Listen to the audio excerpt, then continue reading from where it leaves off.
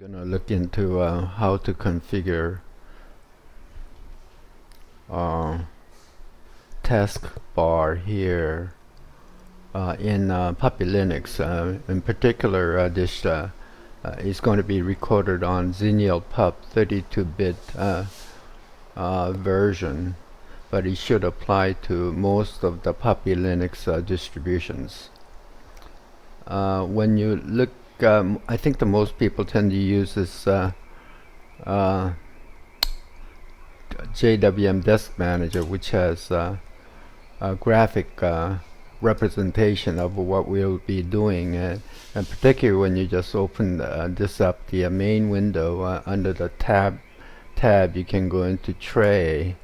You're referring to tray bar down here, and as you can see that this is right now is at the bottom, and the height dimension is 30 and so on. The columns, this represents a virtual screen desktop space. There's 3 of them. These can be modified here, but I find it later on that it may conflict with manual version that is done by a text editor, and we'll be doing that, and I find that more precise and gives you better understanding of how this is all related to modification of the taskbar. So manual configuration of tray bar is through the Genie, which is a default text editor. I have slightly changed the appearance of Genie here, but basically the function is going to be the same. What I have is a jwmrc-tray file that's loaded up. What I've done is to go ahead and I'll just show you with the from the Rocks file manager. You can go ahead and Control H will open up all the hidden files and hidden folders. So I've simply with a jwmrc-tray, I've located a file here and simply just left click and dragged it over here.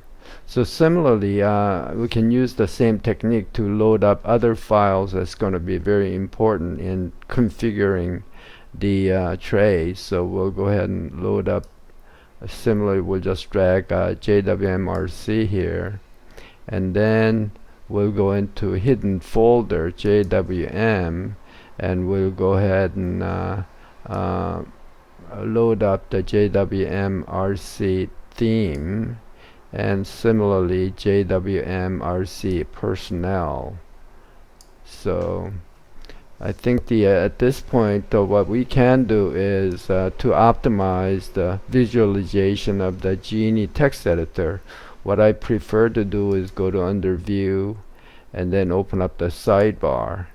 That way you can tell exactly where the files are. These files are under root, and these files are in the subdirectory, hidden directory JWMRC.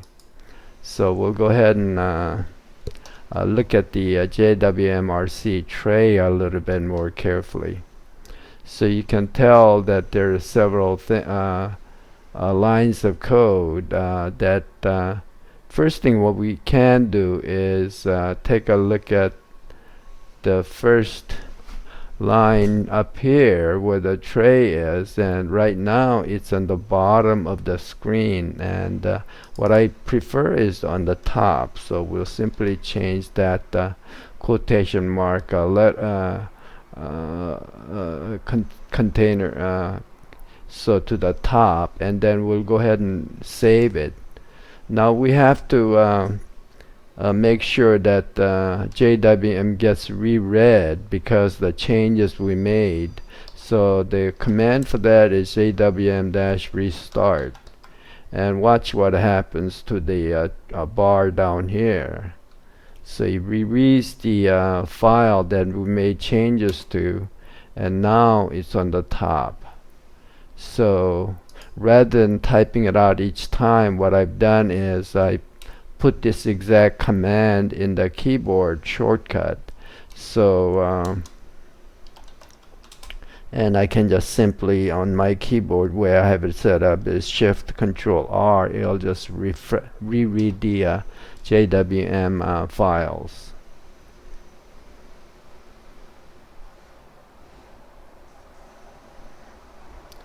And we can continue to take a look at a little bit more carefully here, and you can see there are menu is here.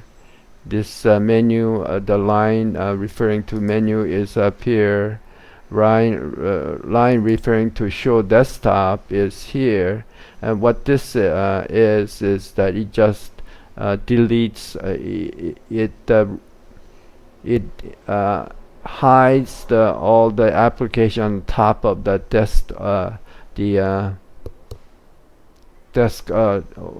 desktop, so we can go ahead and click, and then it just hides all the superimposed applications. So similarly, there is a browser here and so on. So pager here, pager refers to these virtual display screens, and dock is obviously here. Task list refers to these here, and we'll modify them in a minute. Swallow refers to this this small applet that shows activity of the CPU and memory function. And then obviously the clock is here. So we'll continue on with the modifying the tray. So looking at the same jwmrc-tray file, we can also take a look at the task list maximal width, which refers to width of this column here. And you can see as it's 200. So if I open several other applications, for example, that it gets to be pretty full very quickly. So rather than leaving it at 200, we can make it 25, and what in fact that does is it shortens the column width, so you essentially just see the icon, so you can have multiple files open, and it won't be so crowded. So let me just go ahead and activate that change by the keyboard, and you can see now it's very small. So next is there is a what's called a swallow name, and refers to this on a Taskbar, this indicator here. Although you can't see it well, it gives you a rough idea of CPU and RAM use. And right now the color is difficult to tell, but that's what that refers to. Now, because there's so many little applets loaded up here, what we can try to do is take a look at and see if we can simplify it, and that is done by a rocks. You have to open up rocks, and then we can take a look at the startup folder, and it has for example, this one refers to this indicator of temperature, which I prefer not to have. So we can just simply right click on that and then throw it in, just delete it. And I think that the other functions are this has to do with the future tasks that's been programmed in, and mainly you want to go take a look at the take up this fold, and let me just reorient you.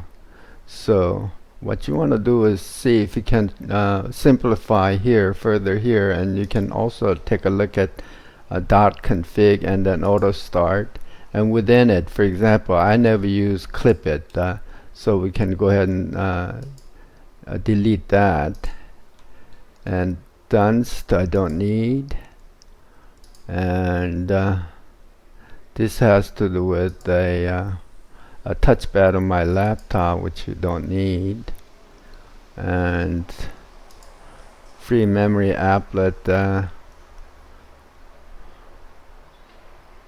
is one of those indicators which I also don't use, and firewall status here I don't need that when I get loaded up again.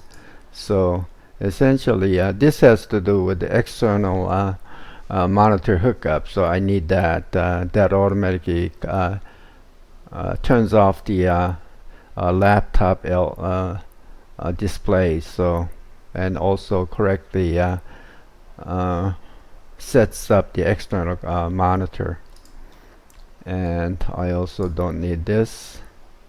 So these are the changes. Let's see what happens if I just go ahead and refresh all the changes on that. So we'll go ahead and now these changes are not related to JWM, which is the taskbar and the menu and so on in the puppylinux. So these will be gone when I reboot the computer. Looks like after a reboot, you can see that it's been much more simplified here.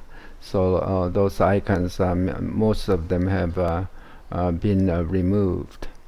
Let's continue to look at the jwmrc-tray file. So you can see that toward the later part is the xload.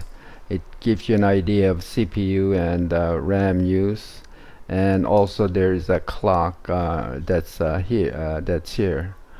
Now I'm gonna at this point I'm gonna cheat a little bit and then load up my previous jwmrc-tray file, and by I'll just go ahead and take a look at the XenialPup save file from before, where I had configuration all saved. So we'll go ahead and take a look inside of there, go to root, and then go to jwm.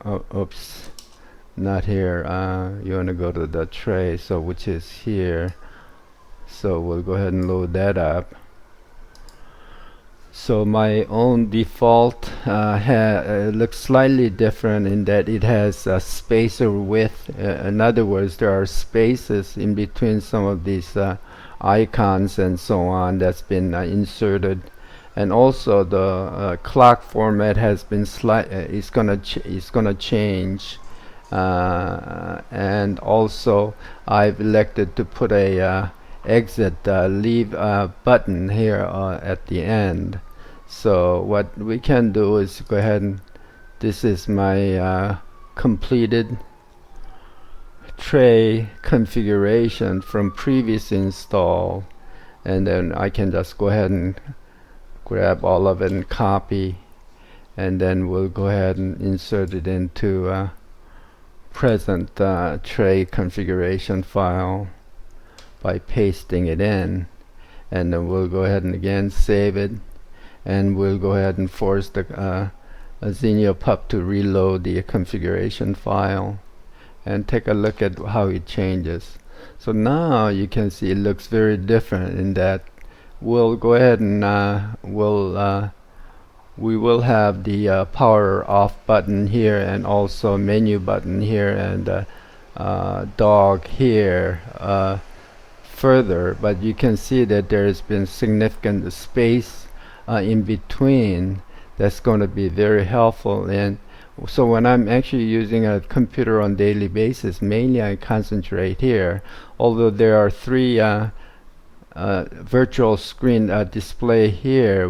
I usually work with 6, and to change that to a 6, what I have to do is jwmrc-personnel file, which is in a hidden folder here, and then number of virtual desktops, and I simply need to change to presently is 3, but I'm gonna put another row here, making a total of 6 screens by changing that to 2, and then we're gonna save it, and we'll go ahead and reload up the JWM. So now you can see there are 6 virtual desktop screens.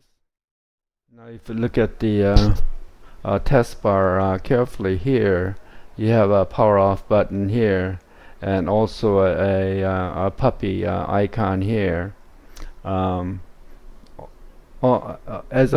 default, if you're following the video, you may just have a black puppy.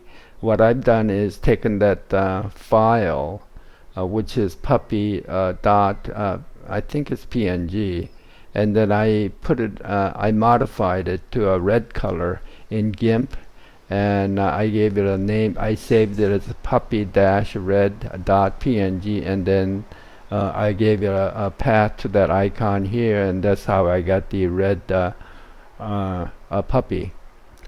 On a default, you should have the same power off button if you're following the video. Still, at this time, it doesn't. This overall, for my taste, this color scheme is not too good on the taskbar, and also the lettering is pretty small. So we're gonna again cheat with the previous saved configuration from the XenialPup that I had before. So we'll just copy the jwmrc-theme, and particularly the tray style section, because that has to do with this here. We're gonna just copy this tray style section, and then we'll simply insert it into the jwm-theme here and replace it with this here tray style. So we'll go ahead and paste that in, and we'll save it, and then we're gonna load the JWM files, and then let's see how it changes as far as the appearance of the taskbar. So now it's black, and pretty much, and then it has significantly changed. The color of the speaker icon, volume icon, retrovol icon here is pretty black. So what I can do is just go ahead and right click on it directly and change icon color, and then make it very much lighter, and let's see if that works. So indeed that take care of that problem, and we can still see the lettering of the clock is not quite right. And what we can do is take a look at the theme again, and there's a separate section of the clock style, and the clock style here is lettering is still pretty small. Let's see what would happen if go to 16, and then I happen to know the white color, so that's 6 Fs, and then see if that will make it a little better. Save it and reload, and now it's looking much better. So I know this is hard to see. This is a Wi-Fi. I've been unable to figure out how to change the color of that Wi-Fi icon.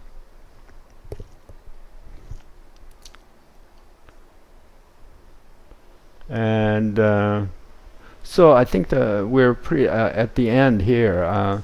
You can see that there's a jwmrc-tray terminal icon is pretty black. Again, you can probably load up that file, which let's take a look. Is the jwmrc-tray is a terminal XVZ file. You probably can load it up in GIMP and then change to a lighter color if you like, just to make it more visible, and then give it a correct icon path, and then save it and reload.